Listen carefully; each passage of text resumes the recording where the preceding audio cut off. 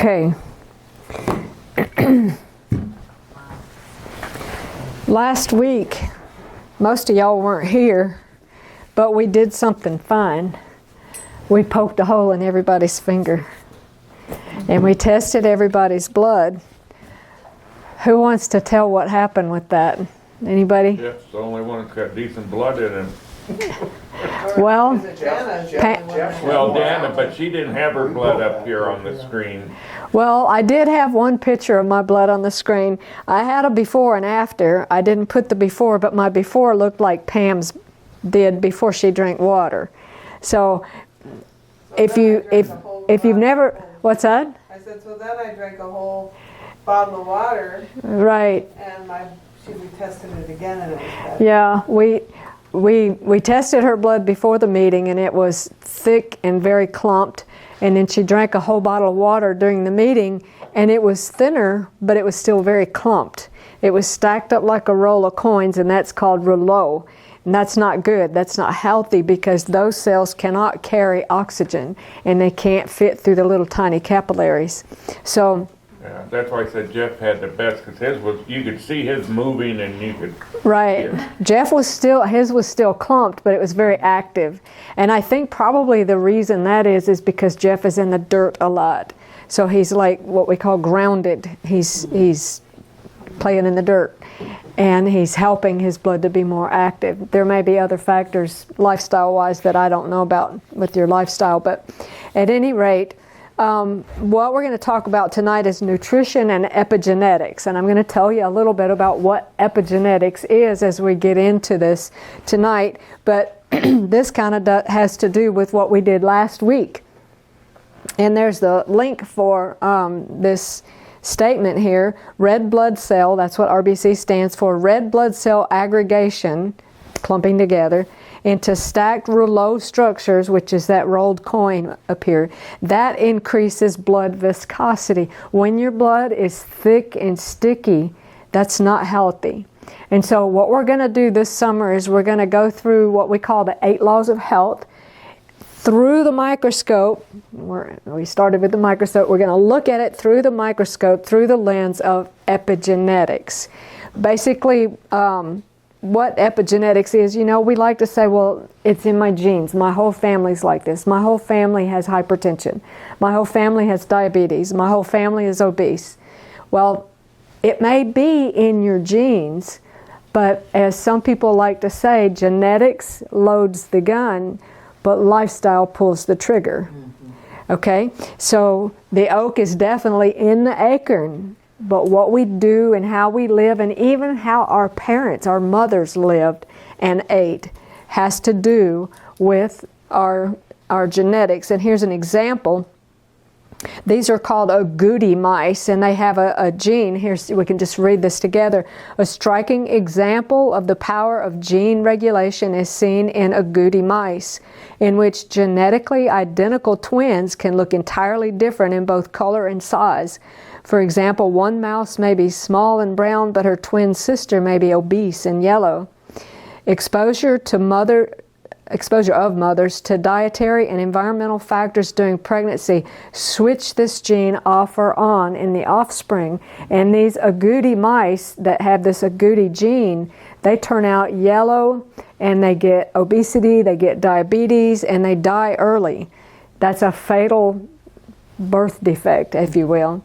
So that's part of epigenetics, and let's just read this together. Epigenetics, this science of epigenetics is really not that old. It's only, 20 or 30 years ago they discovered this.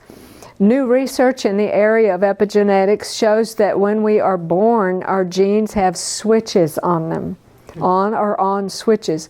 What is actually expressed is the phenotype. What actually is expressed is the phenotype. From those genes, which is the genotype, is dependent on which of these switches is turned on. The diet and lifestyle principles that we're going to introduce this evening and in this class can influence which switches are turned off or on in your body and even in your mind, because this has to do with how we think as well. Now, in the beginning, God created Adam and Eve, and from that first pair, we get every color of human being from one pair of humans. Jeff was talking about adaptation in the plants and how they can adapt to different environments. That's what we're talking about here, is our ability, our capacity to adapt, and it has to do with the phenotype, this genetic expression. So on the ark, there were 2 kinds of dog creatures, there were 2 kinds of horse creatures, there were 2 kinds of cow creatures, and from that we have all of the variety that we see today. So I want to introduce a couple of men to you who are pioneers in this area of epigenetics. One is Dr. T. Colin Campbell, and he did, if you've ever, has anybody heard of the book, The China Study? You've heard of that book? That's who wrote that. This is who wrote that book, Dr. T. Colin Campbell, and he researched this, and this is where he found that cancer genes could be switched on or off. And then also Dr. Caldwell Esselstyn, he has shown that genes for heart disease can be turned on and off. A lot of these lifestyle diseases that we have, they've studied and found the same thing. We can switch it on and off just like a light bulb, and and it can happen really quick. For example, these are creepy crawly. I hate these things, roaches. When I was in my college biology professor made a statement one time. He said, if we ever have nuclear war, the only thing that's going to survive is cockroaches. Mm-hmm. He's probably right. So one study revealed that cockroaches that inhabit lava tubes, which are the tubes that go down into lava flows, and these are pitch dark, these roaches turned off the gene for eye production within 3 generations, and that only took about 3 months. 3 generations of cockroaches. So these epigenetic changes can take place really quickly. Here's a scary fact. Our genes have a tendency to want to go in the wrong direction with these switches instead of in the right direction. So we need to be very proactive with our diet and lifestyle to make these switches go in the right direction. So what's the key? Researchers and clinicians alike have consistently found that a whole foods, plant-based diet, along with some other lifestyle choices that we're going to talk about as we go through this summer, we're going to introduce them in this presentation.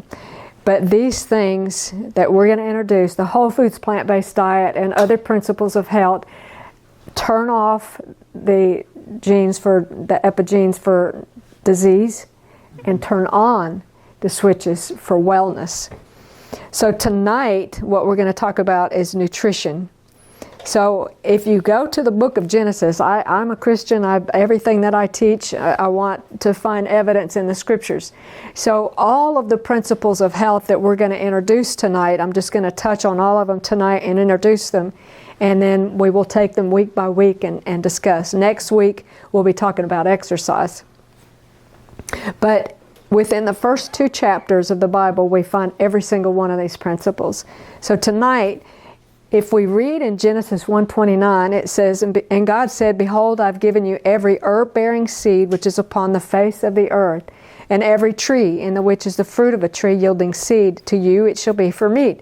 So it's just like Henry Ford, when he created the first vehicle, he had a manual, and he knew what that vehicle would best run on.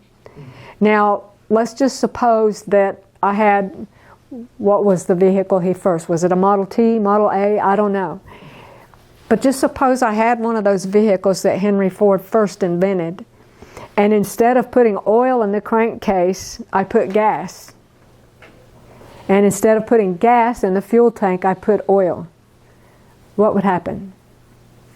Did you have a Chevy? I'd blow up my engine. What'd you say? You have a Chevy, he said. A good one. A Chevy. You're fired. At any rate, you get my point. Mm-hmm. He was the creator of that vehicle, and he knew what it would best run on. God is the creator of our bodies, and He knows what our bodies best run on, and that's what He told us here. So for man, God prescribed fruits, grains, nuts, and vegetables. These were to be our diet in the beginning, and vegetables were not added actually until later, which we'll talk about in just a minute.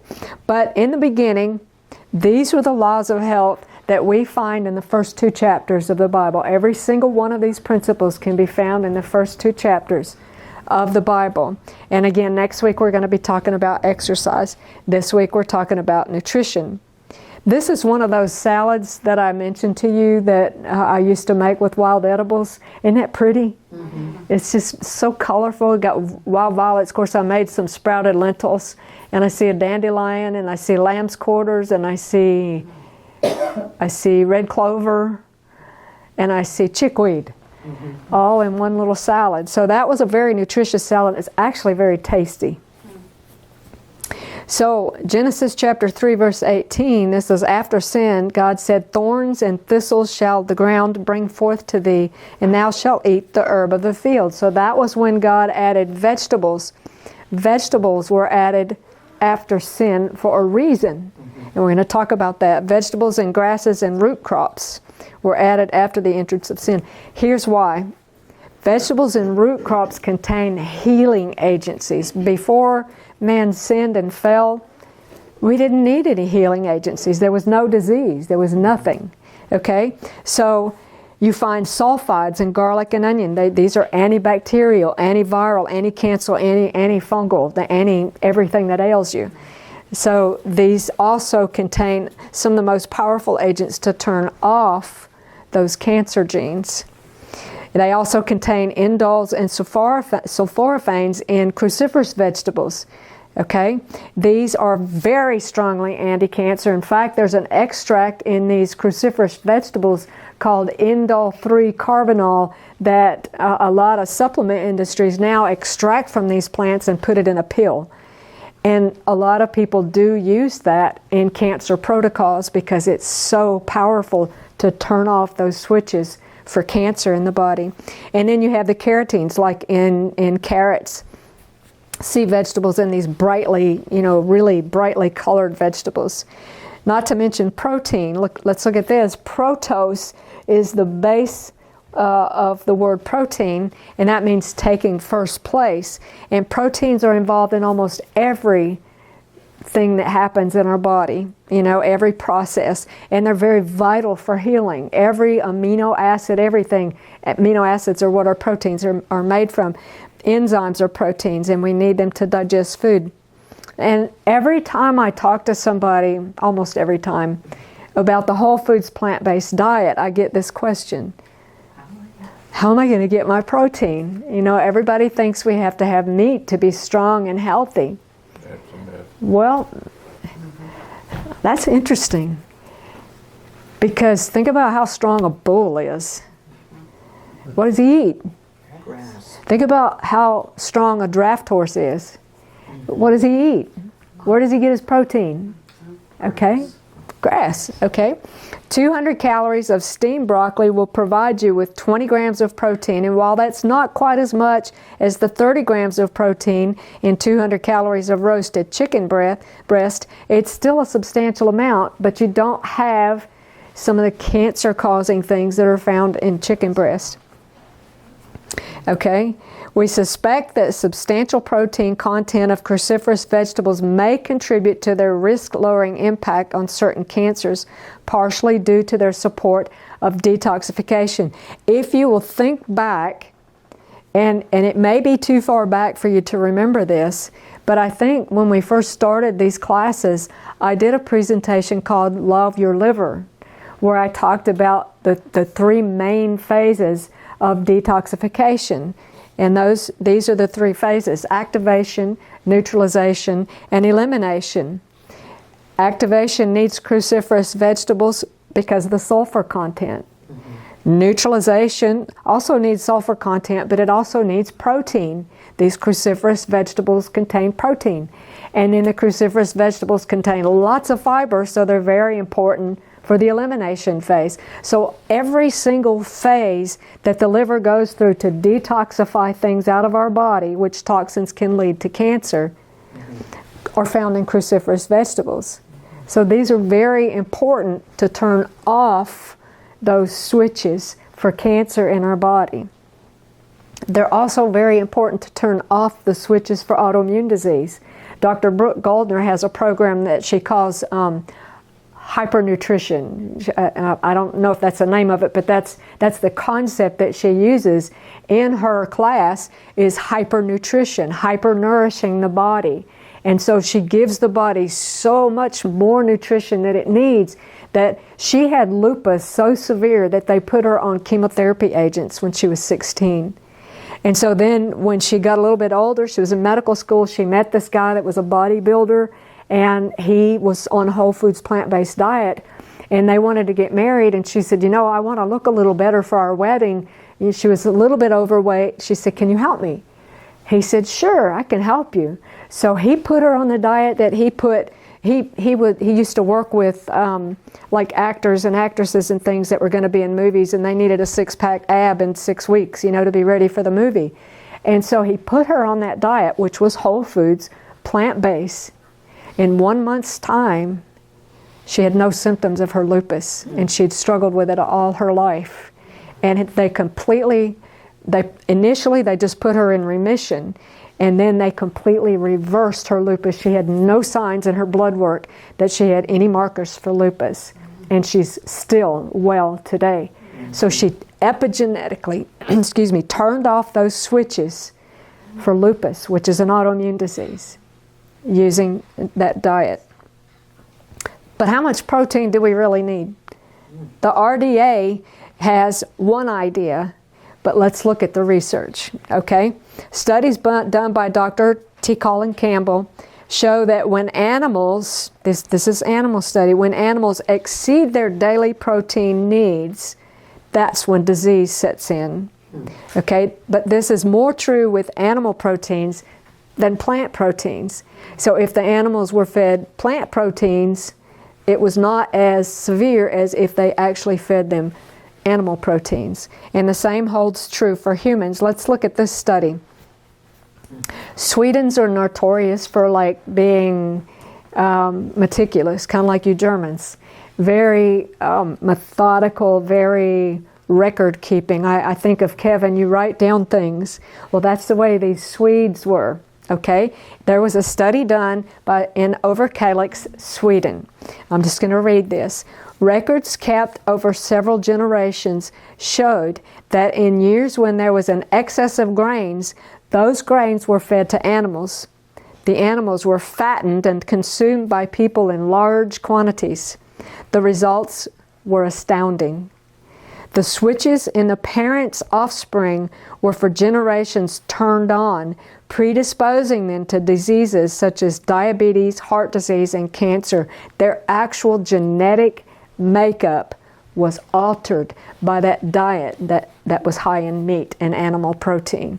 It actually changed their genetics. So what do we need? The RDA, the recommended daily allowance for protein, is 45 to 70, but most Americans consume between 70 and 100 grams of protein every day. Dr. Campbell's findings showed that the average person needs much less, and actually only around 10 grams of protein per day, which 200 calories of broccoli would give you twice that. Okay? So he was able to turn off or turn on cancer genes in research rats by simply altering the kind and amount of protein he fed them. He would alter between 5%, 20%. If he fed them 5%, the switches turned off, they didn't have cancer. If he upped it to 20% protein, the cancer switches turned back on, and the mice got cancer. And he noticed in his China study that this same thing happened on the human level. Okay? What's the effect of animal protein? They're very acidic. They actually produce something called arachidonic acid, which is very inflammatory. So any inflammatory disease is made far worse and maybe even caused by this arachidonic acid. The lowering or the acidic pH robs calcium from the bones to raise the pH, and what does that cause? osteoporosis. So if you don't have enough calcium in your bones, osteoporosis. Animal protein causes the body to release glucagon and prostaglandin 1, and this changes the hormonal balance in the kidney and can result in arthritis, gout, and kidney stones.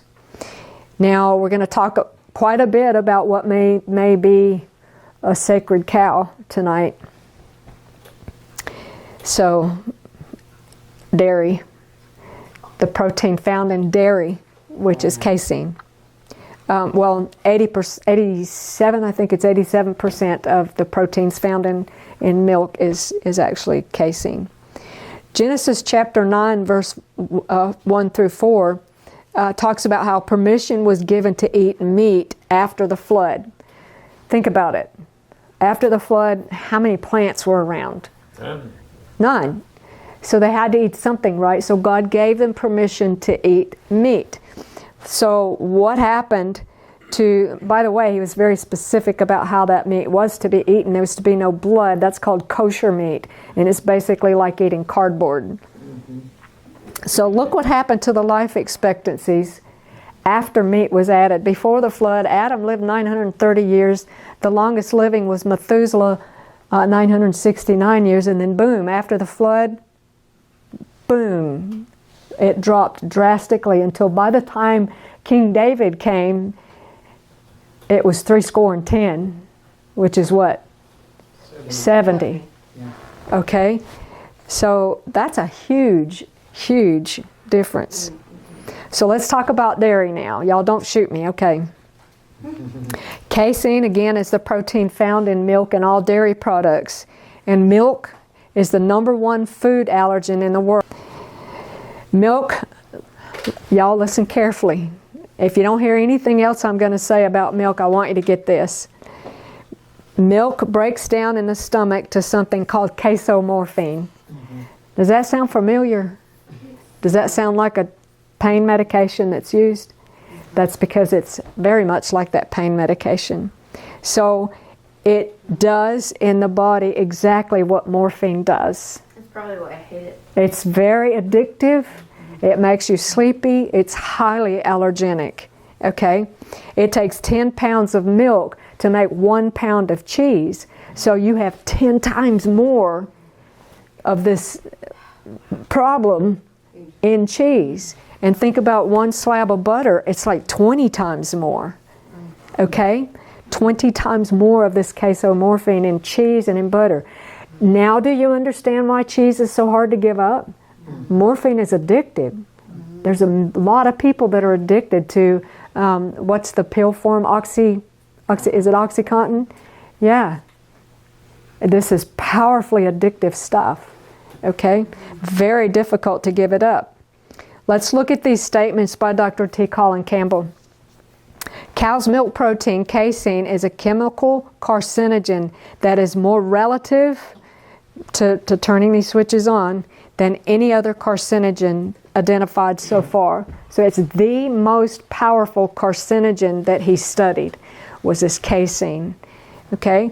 Those who consume the most dairy have up to triple or quintuple the risk of developing cancer. So you want to turn on your genes for cancer? Pig out on the cheese. We have a friend that has MS, and he was told by some friends of ours that are Adventists that they had done the research and said that if he would give up his dairy, that things would change around, but they weren't willing to give up their dairy.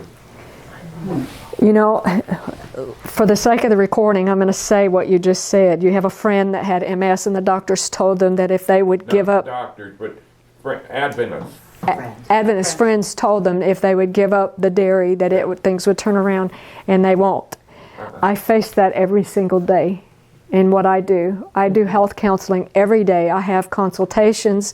I have people texting me, emailing me, calling me, every single day, and I tell them what to do, and I get the deer in the headlights look. What? You want me to give up my cheese? See you later. And they go back to their lifestyle, and it breaks my heart because I know it doesn't have to be that way. People are dying, and they don't have to. And it really bothers me. It really bothers me. That's why we're doing what we're doing. That's why we're showing you these things. That's why people's blood looks like it does, as you saw the last time we met. Okay? We were taught when we were young that was all good for you and it was all fine, you know. What's that? When we were young, we were just taught that was all good for you and it was fine and it was Yes. served it in school. Yes.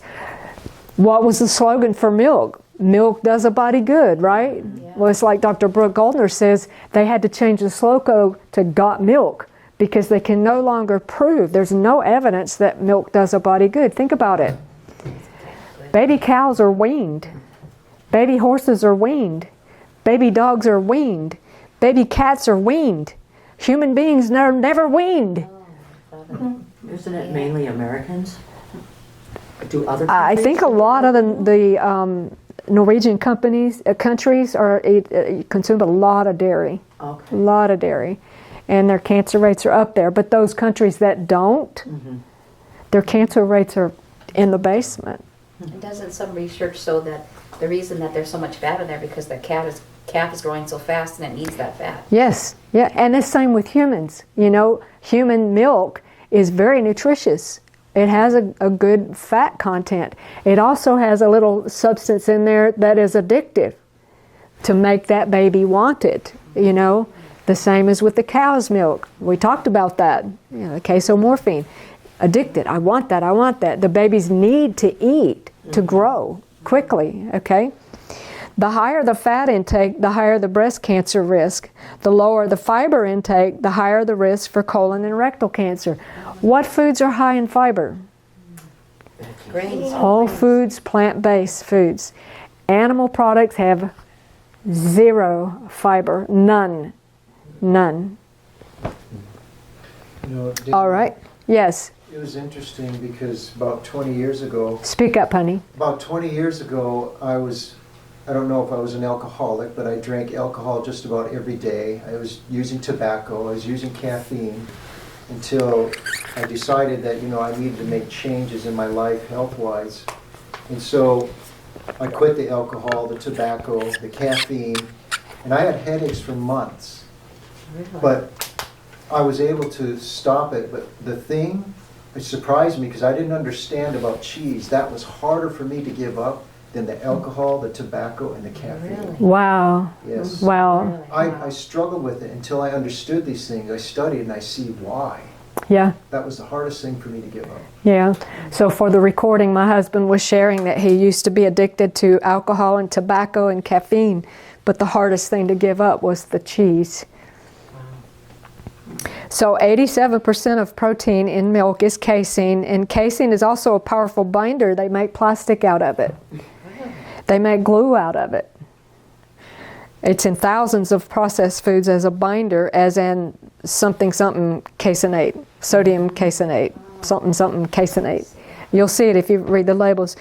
Who's heard of Flojo? Okay, only my athletic husband. Flojo, here's her name, Florence Griffith Joyner. She was a really famous runner. She was really good. And casein is a powerful allergen. It's a histamine that creates a lot of mucus. And so when Flojo died, they did an autopsy and they found the only thing in her body was Benadryl, which is an antihistamine, which she had taken to counteract her last meal, which was pizza. Which, you know, I don't know if that contributed to her death, but at any rate. Insulin-like growth factor, IGF-1, is a normal part of all milk, even human milk. Newborns are supposed to grow quickly, but again, they're supposed to be weaned. IGF-1 is identical in human and cow's milk. It's like rocket fuel, specifically for breast, prostate, and colon cancers. So if we're consuming this milk, and again, human and cow's milk are pretty close when it comes to this, the IGF-1, identical. So if you're consuming this stuff after you should have been weaned, you're turning on those epigenetic switches for prostate, breast, and colon cancers. And again, here you read, it plays a key role in the proliferation of all cancers. Let's talk about what's in milk just a little bit. All cow's milk has 59 active hormones, scores of allergens, fat, and cholesterol. Most cow's milk has measurable quantities of herbicides, pesticides, dioxins, and up to 200 times the safe levels.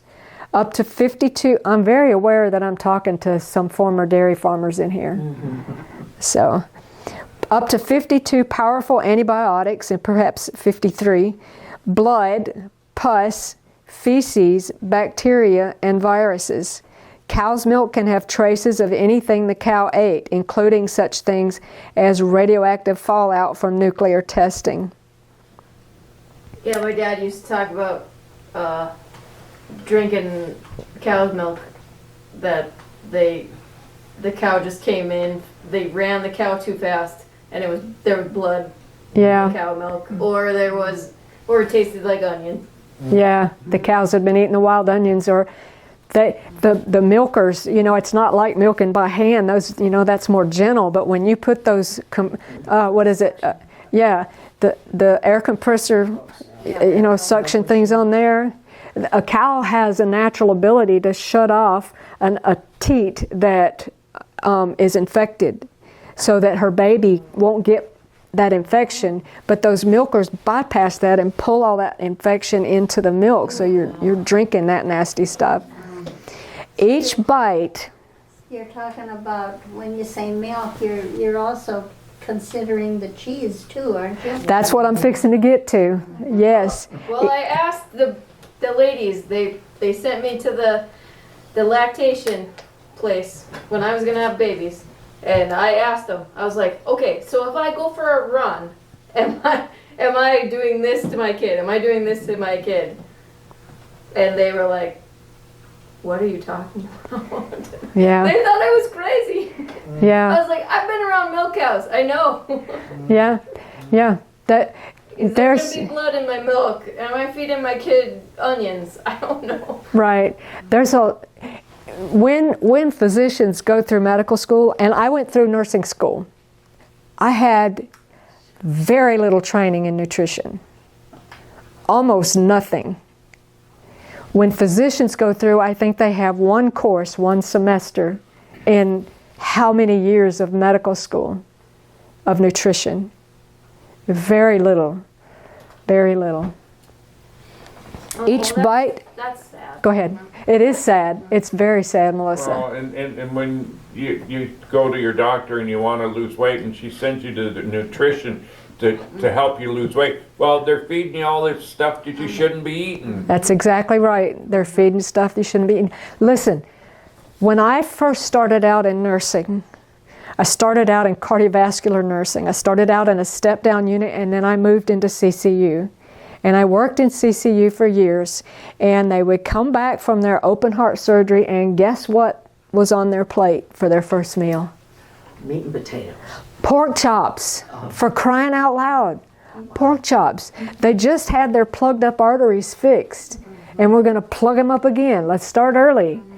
Good for the cash flow. There's very, very little real education of patients. They have, 7 to 10 minutes that they spend with you, the physician. It's like a friend of mine, I just got to meet her in person, Dr. Linda Carney. She says, treat them and street them. Treat them and street them. Give them a drug, put them in the street. That's good for cash flow. Well, But if you remember it too.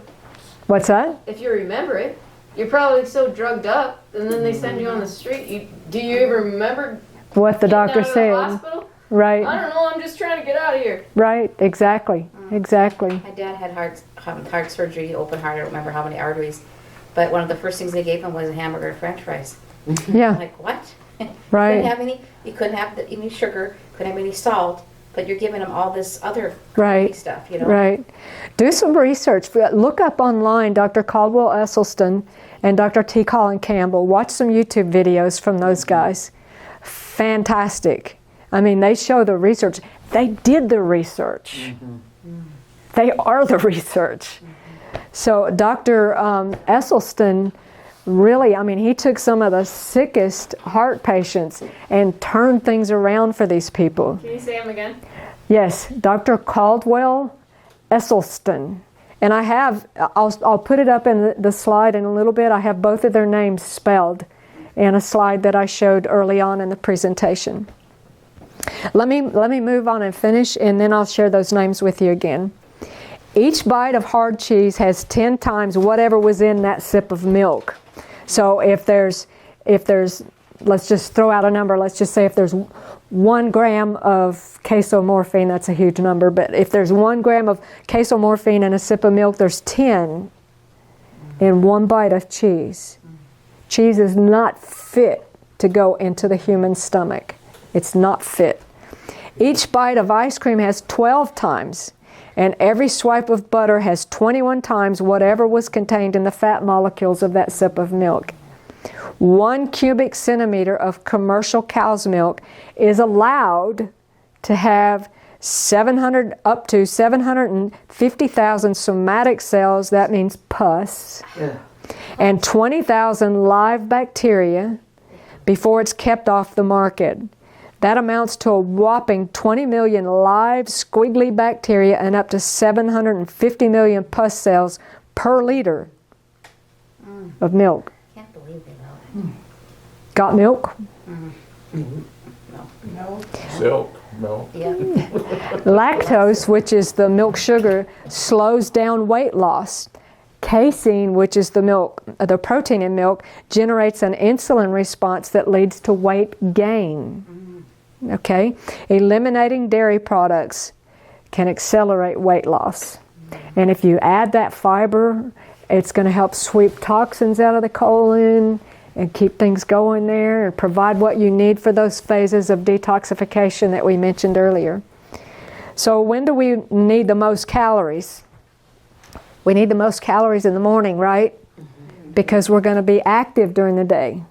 So we need to have a great big breakfast, a nice big healthy, colorful breakfast, eating those colorful fruits and stuff, some whole grains, maybe some whole grain oat waffles, organic. And that's when we're going to be the most active. So then we need our biggest meal, and then lunch should be a good hefty meal too.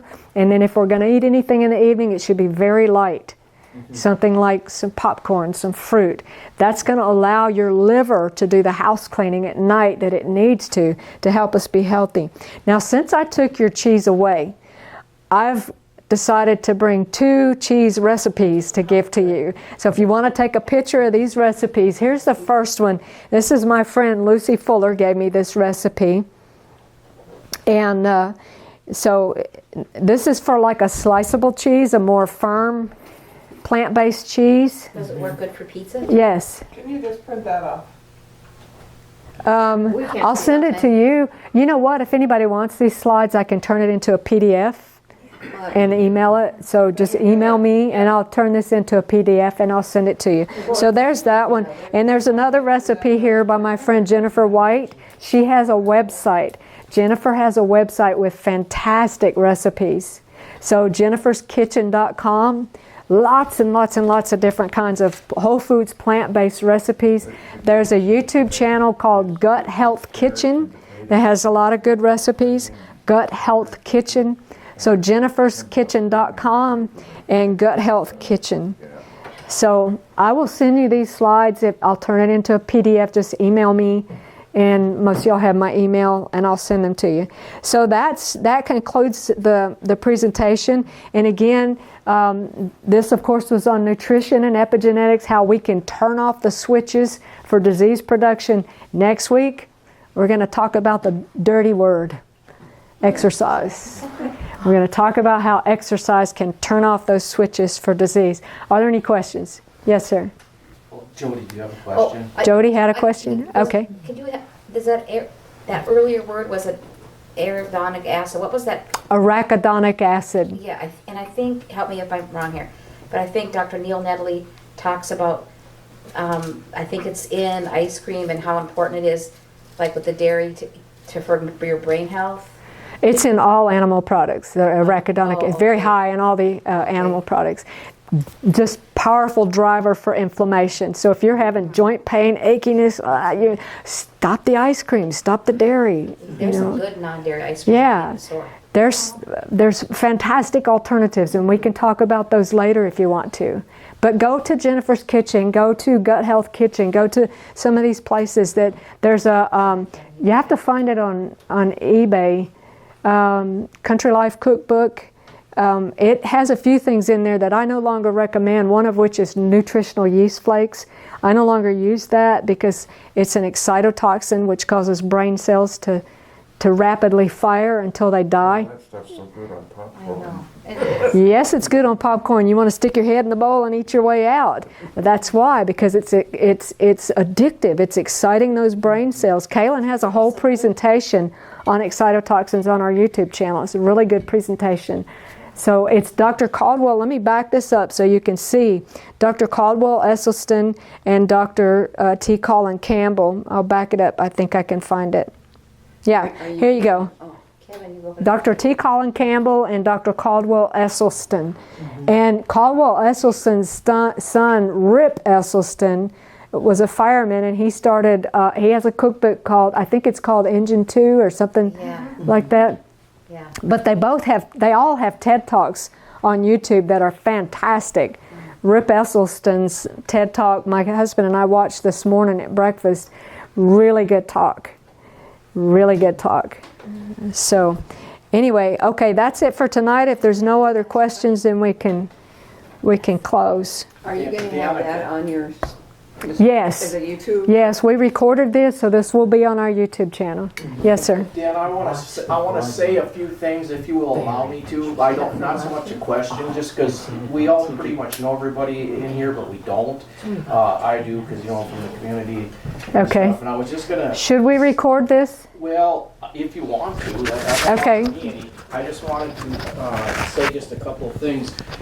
If you're here or whatever tonight, please just come again. You're not going to learn everything at the same time, and the reason I'm saying that is probably for a couple of reasons. I had invited a friend of mine to come, and he wasn't able to come. But I know sometimes, when you read, he likes that natural stuff like this, but then sometimes people get offended because they don't understand. And one thing I was just going to say, I know Dan, I know Kaylin, I know most people, we know them, so it's easier to know what they mean. Just one thing I'd like to say, when God gave permission in Genesis to eat meat, that was clean meat, not unclean meat. Thank you. And so good point.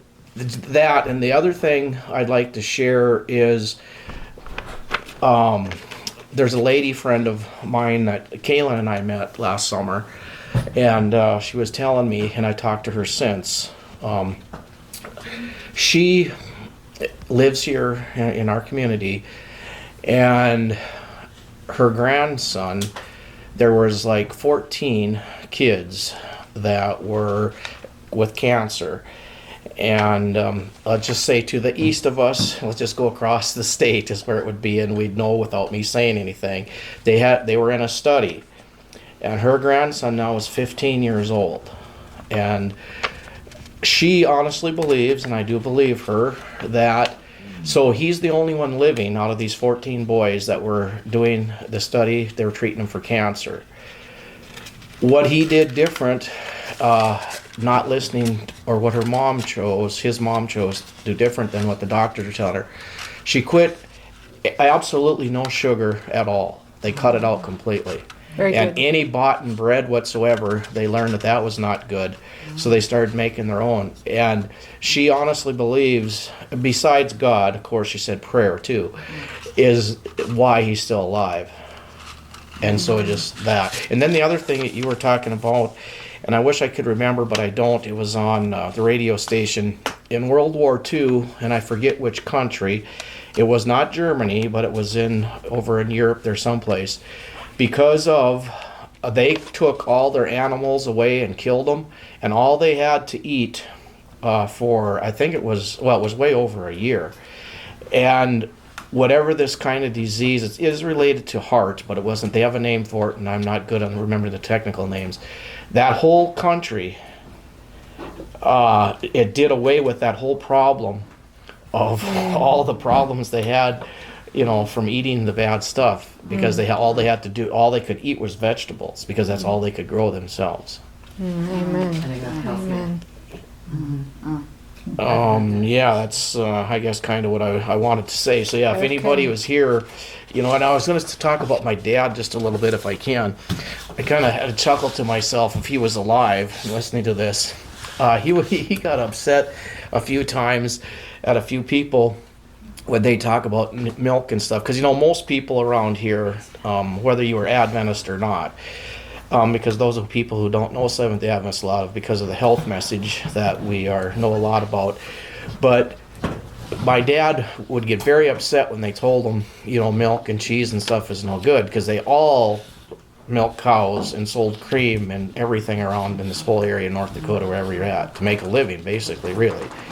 And so he'd always say to the people that said it, well, how come you're alive? Because you were fed with milk. And that's true just from what you said. As you get older, you don't need it. And the other thing is, the older people would always say that, well, we ate all these things and it didn't hurt us a bit. Now, there's some truth to that, and my belief is because all the physical exercise that they did, they were able to get away with it a lot more, so that's very important. You were burning a lot of calories, but it still had a bearing. And my dad, like Kaylin had mentioned, so I think of caffeine. I got a kick out of my dad. My mom's side, my grandma, she'd come up from Omaha, Nebraska. And so I believe it was Isanka decaffeinated.